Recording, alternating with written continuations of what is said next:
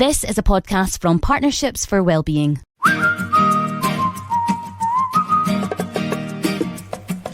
Hello and welcome to this week's edition of Ways to Wellbeing from Partnerships for Wellbeing here in Inverness. I'm Jess Szynski, and this week I'm flying solo because my usual partner in crime, Nicola Mackenzie, is off sunning herself in, well, Edinburgh, I think. But I'm not alone because I have a guest in the studio, and it's Helen Black from Salvation Army Inverness Resettlement. We're going to find out a wee bit more about that. But I have to say, this is a first for us, Helen, because we don't normally have guests in the studio in our red light zone in here. We've been doing everything on Zoom for the past few months, so you're very welcome. Thank you. So, Helen, your job title, Service Manger at Inverness Resettlement, is that right? Yes, that's right. So what does that involve? Service Manager, it's a housing support project that we have in Inverness, and the Highland Council give us all the referrals. So if somebody goes to the Highland Council, needs some support with housing, maybe they don't know about benefits, or they're moving house and they need social work fund or tax help or debts, it can be anything really, you know.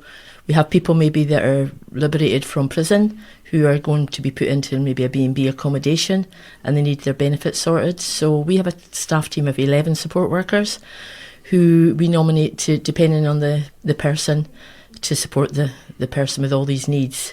And what happens is the council give us the referral to say what needs they need, and we just continue to feed back to the council when these needs are met. And then we make sure that they can sustain their own bills and their housing needs, and then we can move on to the next one. You make that sound very simple, but it's not simple at all, is it? I mean, no. Even, I suppose you're teaching someone how to live independently sometimes.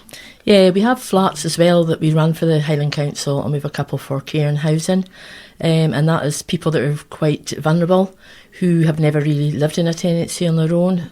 Some of them are as young as 16.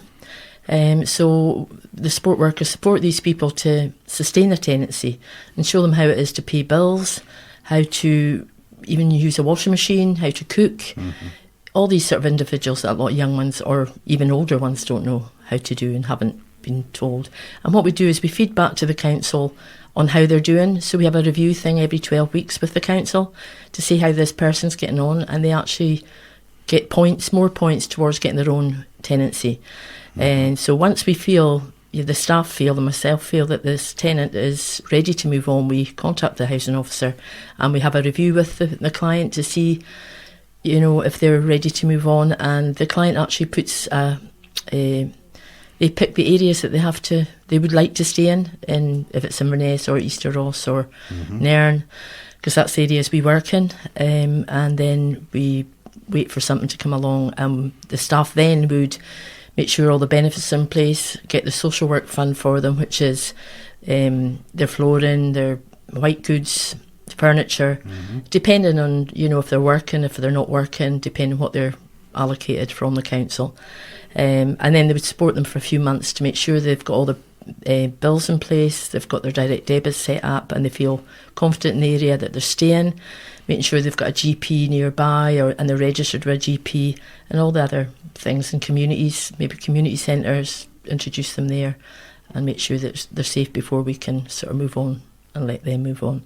Now, I know you can't talk about individual people or individual clients, but we are talking about perhaps people who haven't had the support network of a family or parents have shown them some of these things. Is that right? Yeah, that's right. There's many the people that we have that have actually fallen out with their family, and this is why they're in the situation they're in at the moment. I also ran another project which is called Housing First. Probably people have seen it in the news, in the paper, and that's for people that have been homeless many times. And we actually give them a house straight away, as soon as we can, and we have a wraparound support. That's a different service that my support worker works in the Highland Council office with an NHS practitioner, a mental health practitioner, and a Highland Council housing officer, and together they work as a team with this clients. We have 13 clients at the moment, and it will be escalating soon. It was a pilot which started 2 years ago, and that's 2 years now up, so they're escalating this up in Caithness as well. And this has worked really well and been really successful. We've got some clients that have never returned to prison, and at the time maybe they kept repeatedly going back and forth to prison. So a lot of success stories there, and it's all to do with the support network. If they're needing some help, they've got it, wrapped around them. They're on the phone most days to see how they're getting their medication, making sure they're attending, drug treatment and stuff like that. So it's worked really well, and the government are actually looking to put a lot of money into this in the next 10 years. Now, you've talked about people as young as 16, but it's people older than that as well. Yeah, we get a lot of old people too. We work with people, all adults. It's from 16-year-old and upwards. We've had people 75 before that maybe, are not managing their tenancy. They're hoarding stuff, or they're not looking after themselves. So we also try and put them in touch with social work. We'll go in and see what they need, and if the social work can get involved, to see maybe they need... We're only short-term housing support, so maximum's about 2 years with one person. So we try and put them onto social work so they can get more support hours from them. Because we only work like 9 to 5, Monday to Friday. Now, you're part of the Salvation Army. I suppose we could say the civilian branch of the Salvation Army. I think people have learned a lot more about the Salvation Army in recent years. It's more than just the chaps in uniform. It's more than just the silver band at Christmas time. People have heard of the kind of family tracing element of the Salvation Army. Probably less well known is the kind of work you do. I mean, why is the Salvation Army doing this? Why isn't it just the social work department? It's the Salvation Army. It's called HSU, which is the Homeless Services Unit. Now, William Booth, when he started this 150 years ago, this is what he did. He took people from homelessness into the church.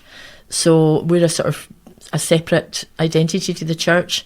We do work with the church here in Inverness, which is they supply food on a Wednesday morning from 9 to 12 and a Friday morning from 9 to 12. And before lockdown, we introduced a lot of our clients for luncheon clubs and preschool nurseries there, but that hasn't opened up at the moment. So hopefully in the near future, things will be changing again. But we use the hall as well a lot for activities in the past, but as I say, because of lockdown, we haven't been able to do that. But we are looking at doing that in the future. Okay, let's talk about you, Helen, and why you became involved with with this work. I suppose. I mean, that was about 12 years ago. Something happened in your life that led you in this direction. Yes, it was 12 years ago, and I was working in the job centre. And we were seeing all these people who were foreign people come to the job centre, couldn't speak the language. It was very difficult, and their benefits and stuff like that. And they weren't able to work because they were living in B&Bs and accommodation, which is very expensive for them to live in. And I felt it was really a shame for people like that to, come in and have to sign on and couldn't really afford to go and get a job because it was costing too much. So I saw this job for the Salvation Army when I was in the job centre, and it just suited me perfectly. I started off as a project worker, a relief project worker, 3 days a week, and I just felt you were helping people. At that time in my life, I didn't realise it at the time, but my mother had passed away in January, and she was homeless, and she came from the Faroe Islands. She was pregnant. So I think it must have been something like that. And she had a big family. We came from 10 children, and we all were brought up really well from a council estate. So we had lots of experience with lots of friends and family members with, lots of issues like, with benefits and people not being able to work and drugs, alcohol. And my own sister died at 42 of alcohol. You've talked a lot about family. We were having a chat yesterday, and you talked about the support network that family gives. That's still very important to you, isn't it? Yes, very, very much so. And that's what we feel here in Inverness Settlement. The staff here are like family too. The people we support, all the staff, before lockdown we used to have them coming in and out, all the clients, and it was like family. I knew everybody, but at the moment, we're starting to get back that way now. But because of lockdown, we weren't able to see people. The staff could see them, and we worked like in Easter Ross, Inverness and Nairn. But the staff would go to their homes and not have them so much in the office. Downstairs, yes, but I wasn't seeing them the same as what we used to see them. So we need to get back into that way of working with people, because they felt more like family, before this lockdown came along. And I think that's what they need. They need to be part of a family and feel that people care about what they're doing for them. And we do have people even phoning us afterwards for some help when we've ceased support, but maybe they've needed one or two things, and staff will just help them out depending on what it is they need. Now, I remember chatting to you recently, and you were telling me sometimes you lose sleep or you lie awake thinking about your clients. Is that right? Yeah. Through the night, sometimes some incidents happened or something in town, and I always sleep really well at night. I go to my bed because I'm exhausted, but maybe through the night I'll wake up and solutions come to me thinking, oh, I'll do this, I'll do that. And it's always been like that in my jobs, all my jobs really. So I might have thought I was going to do something before I went to bed, but in the middle of the night I realised that no, I'll do it this way. And it's just seems to work better for me. So the next day I've got a solution and I can sort the issues. Sleep on it and solutions come to you.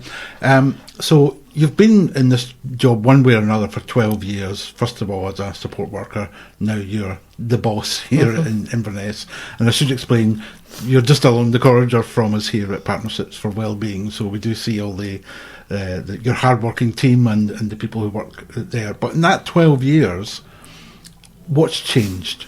Well, when I started, I got the job because I came from the job centre, and the Salvation Army had flats in Inverness at the time. They supported people. It was just 14 people in the flats. And when I came over, it was to be a floating support worker to help people with benefits. This was a new sort of thing that was coming out 12 years ago. And that's why I was recruited, really, because I knew about benefits and stuff like that, and finance.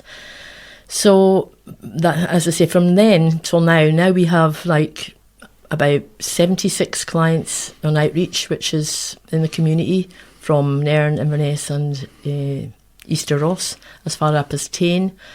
And I have Housing First as well. We have 13 clients in Housing First. And we've a new project that we've just started. We've got funding from Scottish Drugs and Alcohol, and that is for peer naloxone workers to work in the community. And naloxone is a substance that you can save people's life with. People have probably seen it all over the place. All my staff have had training on it, and they carry it with them at all times, because if somebody overdoses, we can resuscitate them until the ambulance comes, so it's one of these things. So it's very important, and the government are wanting to make sure. I think a lot of other police and stuff like that are going to be taking this along with them too, because so we've recruited one pure naloxone worker, and we're looking for more.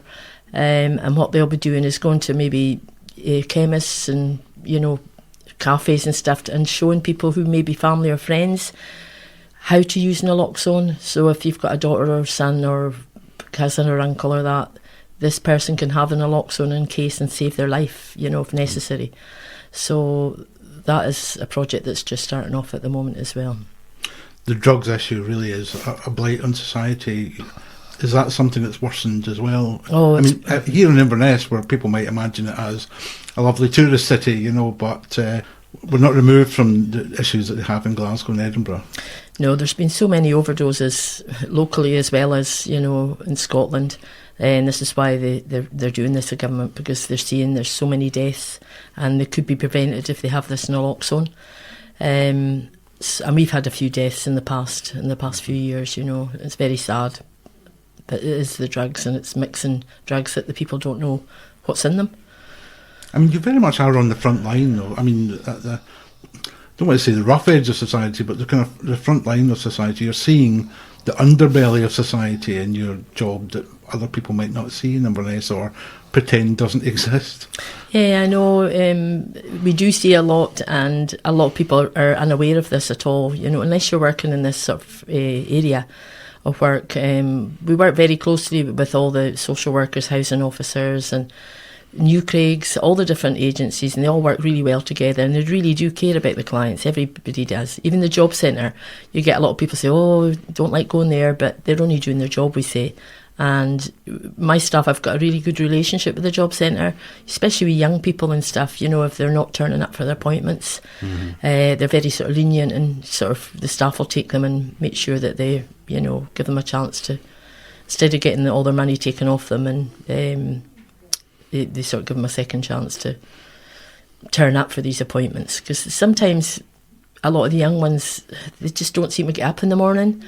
They sort of sleep in the morning if they're not working, and they forget about appointments, or their phone doesn't work, or they've run out of top-ups for phones and stuff like that. So it's hard. Yeah. I mean, sometimes I'm having a hard day, and by my hard day, I'm talking about my printer doesn't work, and I'll come through to the shared kitchen we have here in the building, and I'll hear some of the things that your staff are dealing with that seem horrendous to me. I mean, you made a casual reference yesterday that one of your appointments today was with the police, which doesn't tend to happen to me very often. But again, some of your clients remain vulnerable to, I don't know, criminal element and things like that as well, don't they? Yeah, a lot of the younger generation, or any of them really, are vulnerable, especially where drugs are concerned and stuff like that as well. If they start off in the wrong route and then, they're taking drugs, they have to pay for these drugs. So it's very hard for them, especially on benefits, to be able to pay off their debts. And that's really a really sad thing. I think the government are looking at funding something to help people, youngsters. Yeah, there is a lot of criminal activity in the area, all over Inverness, that we hear of, but we don't get involved in, because it's very dangerous and stuff. We wouldn't want them to be involved in any of that, but we have heard in the grapevine different things happening in the town and Scotland as a whole, because we have lots of hostels all over Scotland, Glasgow, Edinburgh, Perth, all these different places, and there's a lot of that all over, with the vulnerable people that we support. Now you, Helen, a few weeks ago you were talking about retiring. Have you changed your mind? I will be 66 in November this year, but I am going to work until next year. We're looking at upscaling the staffing, because we do need a lot more staff, because I think with the cost of living rise and stuff like that, there's going to be a lot more people that are not going to be able to afford their accommodation, and be looking for more.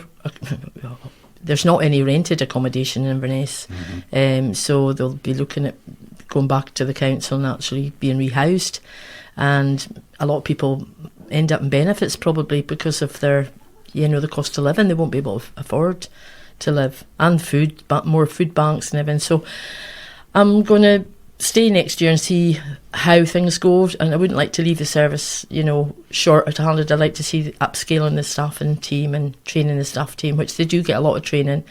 My staff are trained in harm reduction. That's to do with drugs and stuff like that. It's instead, before, when I first started 12 years ago, we didn't discuss drugs and stuff like that, but now we try to help the client reduce the harm they're doing to themselves with, drugs and alcohol, and we sort of put them to Osprey and different things, so once everything's up in place and everything's running here, then I'll retire.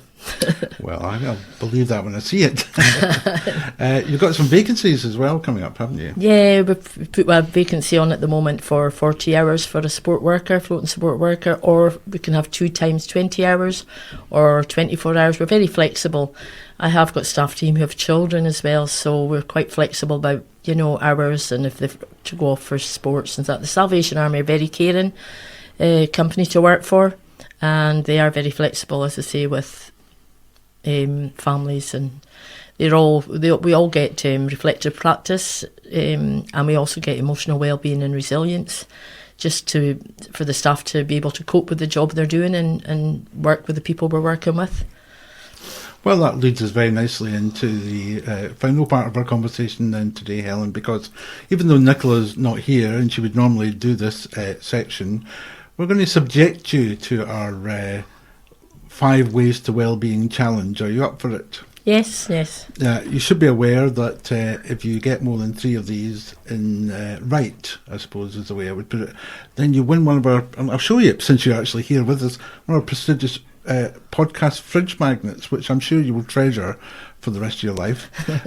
So let's go with our NHS 5 Ways to Wellbeing Challenge. So in the past week or so, have you been physically active?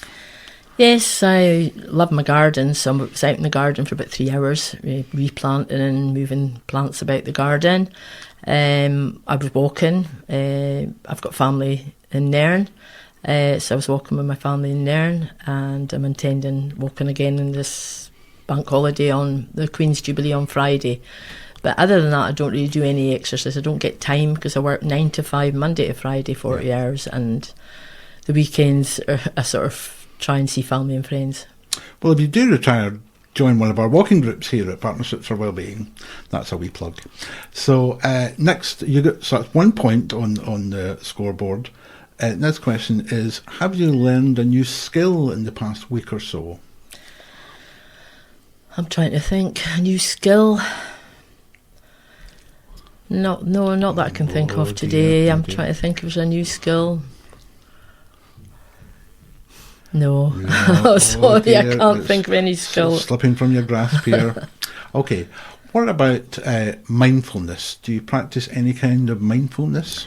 I know my staff team do. This is a new thing, and I'm in the older generation, but I've heard a lot of it.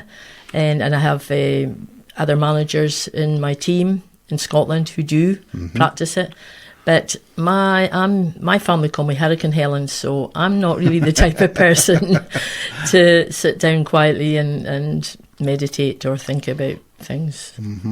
So no, I don't actually do it, but lots of friends and family do, and colleagues. So you've only still got 1 point here, and you need 3. So connecting with people. Are you good at connecting with people? Yes, I'm very good at connecting with people. I've got a really good connection with the Highland Council. All the staff there are very, very good. I've my staff team as well. They've been with me a long time. I think the youngest member of the staff that's been with me is about 1.5 years. It's because we took somebody on when one of my staff went to Housing First. All the rest have been a long time, like 10 years, 16 years, 8 years, 6 years. So that shows you it's a good place to work. And they all say that, they're staying in their job. I haven't had nobody sort of leave, so which is really good. What was the question again? I'm going to give you the point anyway, because I know that you're good at connecting with people, because whenever we pass in the corridor, you've always got a few words to say, so you're not... And I don't think anybody would regard you as aloof by any means. No. Okay, so your last question. This is for the fridge magnet. All right. Don't let the pressure get to you. Have you been kind to anyone in the past week or so? Well, my boss was up doing my service review yesterday, I suppose. So I made her dinner. She stayed the night, and I actually made her a sandwich for the train, and some fruit and yoghurt, some healthy things for breakfast. Too much. So I think that's yesterday. But Helen, you have qualified for our Ways to Wellbeing fridge magnet. Here it is. I'll hand it over to you. Look after that. There's limited number of them. So thank you very much. Thank you, Helen Black. Thank you very much for being a great guest. It's fascinating to hear the work that you do here with the Salvation Army Resettlement Centre or Department or Service. And I hope you don't retire too early, but let me know when it is, because there might be a party. Aye, that's right. There will definitely be a party. Thank you. Okay, thank you. Ways to Wellbeing is produced in Inverness, Scotland by Partnerships for Wellbeing, a registered charity. To find out more about our services, go to p4w.org.uk.